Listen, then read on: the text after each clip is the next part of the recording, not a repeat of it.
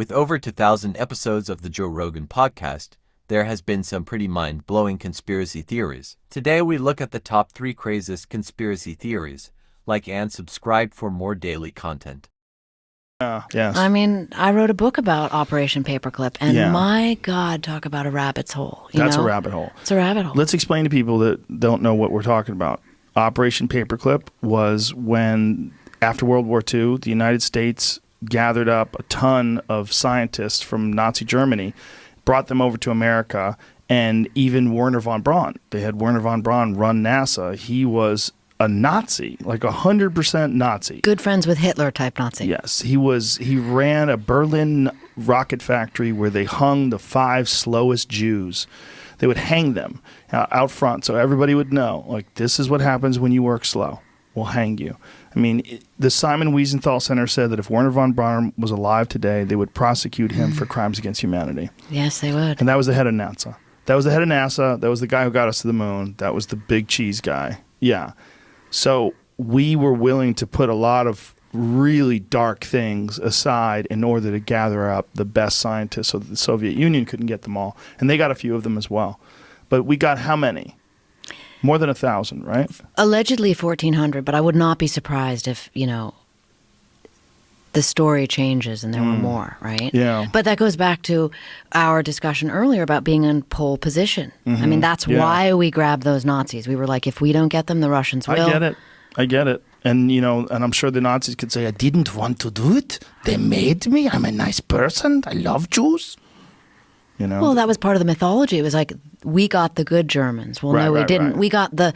We got the top Germans, and who do you think the top Germans were? Yeah. They were coveted by Hitler, Himmler, Goring, Yeah. I mean, these guys were right. I mean, there were guys that we grabbed out of the docks at Nuremberg literally to come be part of our program.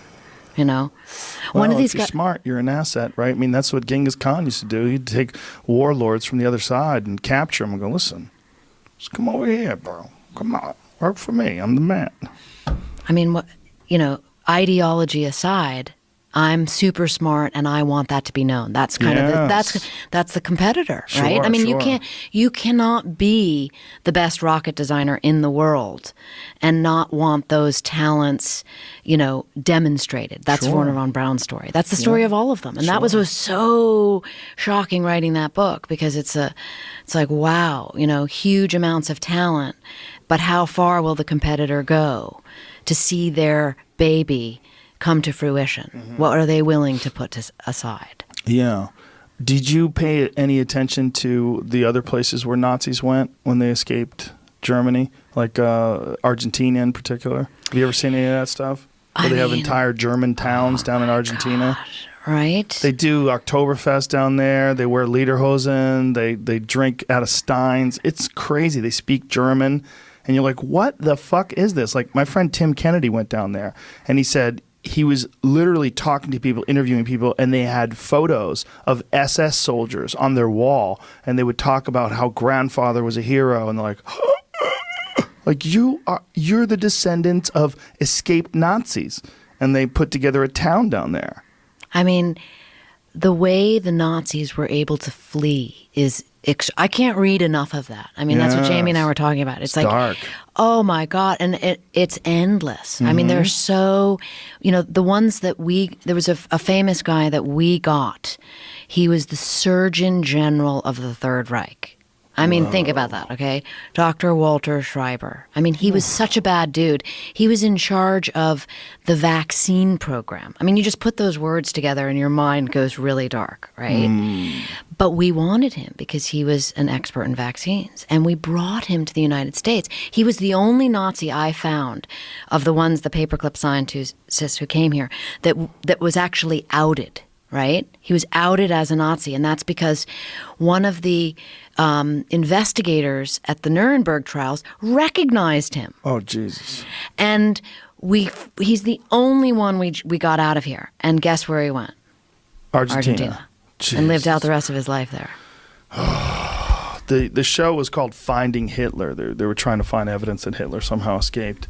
It was really a bullshit premise of the show. But what was interesting is that there were thousands and thousands of Nazis that made it to Argentina. and set up shop. It's throughout South America. There's a lot of Germans down there. It's kind of weird. If you can imagine me on book tour of like the kind of questions I get, because we're talking, right? Having written books about Area 51, Nazis, right? Assassins. How are you still alive? People, just last night I was at a book giving a signing, and people are like, "Is Hitler really dead?" Oh God. Right? Well, if he was alive, he'd be the oldest man alive. Right? Can you imagine? He was. I think that Atlantis, because surely that wouldn't have been necessarily the name just through like the change of language, over, let's say, 12, 13,000 years ago, which would be the time frame. So like surely there would be several different changes of language, but I think it represented a civilization that was doing great things. They were more global than what many people think would be possible. Atlantis was said to be a kingdom made up of, or an empire, made up of 10 kingdoms. And then there was the lost city of Atlantis, which was the capital, which was said to be made up of concentric circles, 2 of water, 3 of land, and essentially that they were obliterated by a cataclysm as passed down by Plato, although it's worth mentioning that Plato got the story of Atlantis from Solon, who was his uncle separated by 6 generations. But what most people don't realize is that Solon had traveled to Egypt, and so it's the ancient Egyptians is where that tale comes from, which makes it even more bizarre because I would argue that the most spectacular ancient civilization is the Egyptians. I mean, Jamie, will you pull up the photos of these concentric circles? Tell him. Yeah, the Richat, R-I-C-H-A-T. It's worth mentioning that. Got it already here. Yeah, in the first couple, I just want to say it's Richat. I used to call it Ricot. I was mispronouncing it. But let me ask you this, Joe, real quick. When you saw my video, was that the very first time you had ever seen this thing before? Yeah. That's the thing. So many. When I first saw this, I was like, what the fuck is that? By the way, you see that white? All those white blemishes? That's salt. This was under the ocean. And people, let me just say, you mentioned Randall Carlson and Graham Hancock. I love them. And I know for sure that they don't particularly think this is the site for a few different reasons. So let me say there's absolute doubt. Even I am not 100% certain. I'm not even 100% certain Atlantis existed. What I am certain is that humans were doing spectacular things, and a cataclysmic event happened called the Younger Dryas and reset something for somebody. Is there a natural explanation for this formation? Yes. So let me say that it is considered to be mysterious. They're not 100% certain of it. However, the consensus is that it was a volcanic dome that had risen and collapsed multiple times, like 100 million years ago, allegedly. I say allegedly. I'm not necessarily disagreeing with that. I'm just saying I would like to know where sometimes they get these figures from. Like, explain to me why it was 100 million years ago and not 99 or 98, because here we are talking about how crazy things changed in just the last 12, 13,000 years. So when they throw around these numbers, 1 million years in itself is an incredibly long period of time. But getting back to your question, some had originally thought that maybe it was an impact site from an asteroid or perhaps, but there's no evidence for it. Like there's none of the The problem is there's these concentric circles. I've never seen anything. I mean, obviously I'm not an archaeologist, but I've never seen anything like this if you study structures that are like man-made structures, I've never seen anything like this that humans have made, but I've definitely never seen go to that one where if you just go to Google Earth, you'll be able to find this quite quickly. It stands out, and it's why they call it the Eye of Africa or the Eye of the Sahara. All right, so just pan out a little bit, and it'll provide us with keep going. All that white is salt. In fact, I had a friend, Josh Sigurdsson, that went out there and tasted that shit off the fucking ground. That's salt. Because a lot of people say, this was never under the ocean. And I'm like, all right, you see all that? Even Randall Carlson himself, which let me just say, he, for a few reasons, he favors the Azores. He doesn't think this is likely to be the location for a few reasons. He favors what?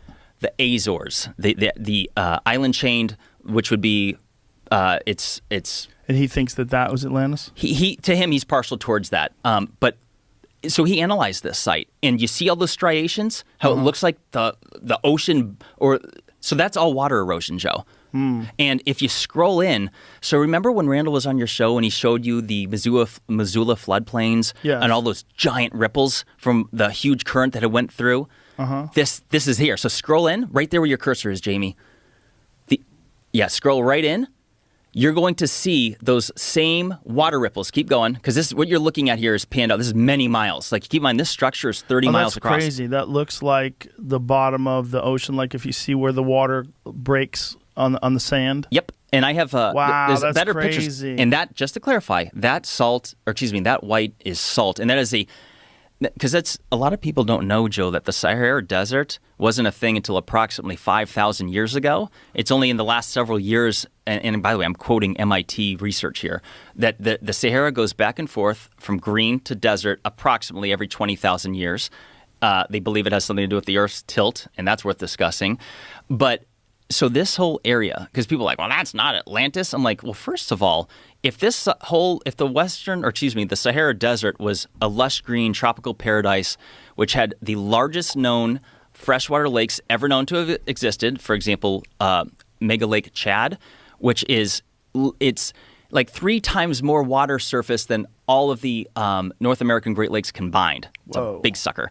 We had dinner together in London, and you were speaking about research that's being done on dimethyltryptamine. Yeah. Can you talk about that? Well, that's happening at Imperial College, and I recently attended an event just a few weeks ago with several of the volunteers in that project. And what's happening is they are legally being given DMT at Imperial College, which is one of the leading research institutes in the UK.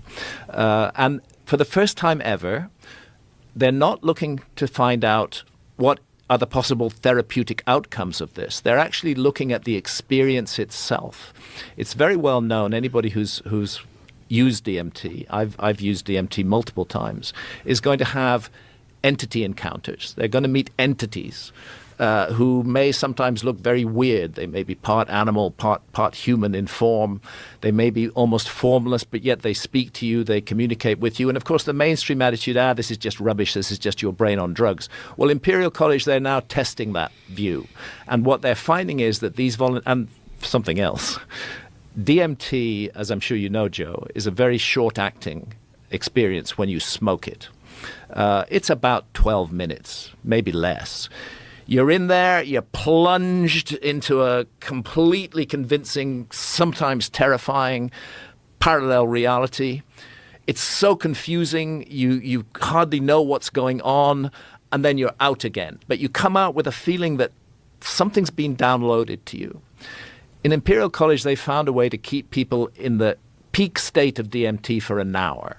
They're delivering it through drip, through timed release, and they're keeping the volunteers in an hour in that state. So they have time to find their way around the DMT realm that they find themselves in. And the astonishing thing is that these volunteers, both men and women, are all coming back with accounts of meeting the same entities and the same world. And it has to raise the question, and I know Rick Strassman has been on your show, and kudos to Rick Strassman, because he was really the first scientist to work with DMT and human volunteers at the University of New Mexico. Rick Strassman is open to the idea that what happens with DMT is that it alters the receiver wavelength of the brain, and that it allows us to gain access to other realities, that these encounters are not unreal, that they're real, but they're real on a level that we can't experience in a day-to-day state of consciousness. We have to be in an altered state of consciousness in order to experience them. And ultimately, the aim of this project is to map the DMT realm.